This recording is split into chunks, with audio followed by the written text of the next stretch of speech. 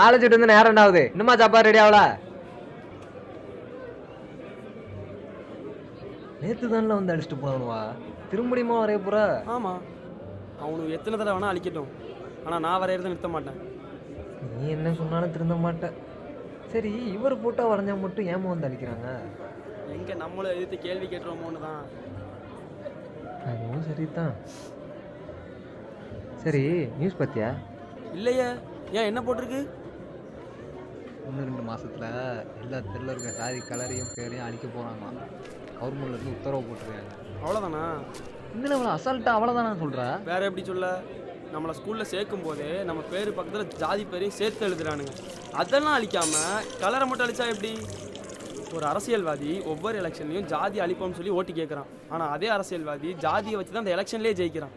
ஒன்று தெரிஞ்சுக்கோ, ஜாதி அழிக்கணும்னு நினைக்கிறவன் அதனால் கஷ்டப்படுறவனாக தான் இருப்பான். அப்போ இதெல்லாம் வெறும் கண் தொடப்புக்கு தானா?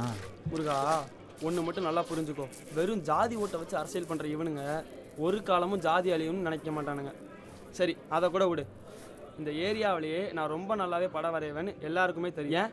காலேஜ் பசங்களே அவங்க அசைன்மெண்ட்டுக்கு என்கிட்ட தான் வந்து வரைஞ்சி வாங்கிட்டு போவானுங்க. இங்கே பல பேர் என்னோடய ஒர்க்கை பார்த்து என்னை வேலைக்கு கூப்பிடுவானுங்க. ஆனால் நான் எந்த ஏரியாவில் இருக்குன்னு தெரிஞ்சோன்னே வேணான்ட்டுருவானுங்க. இங்கே இதான் நம்ம நிலமை.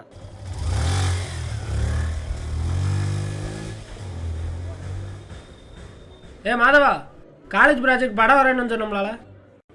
ஆனால் அந்த போங்க, நான் வந்துடுறேன். சீக்கிரவா. இந்த வந்துடுறேன் நான். வேலை முருகா, இங்கேயே இரு, இந்த போயிட்டு வந்துடுறேன்.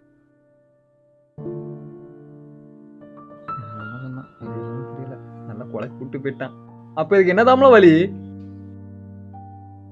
அது தெரிஞ்சா நான் ஏன் இங்கே இருக்க போகிறேன்?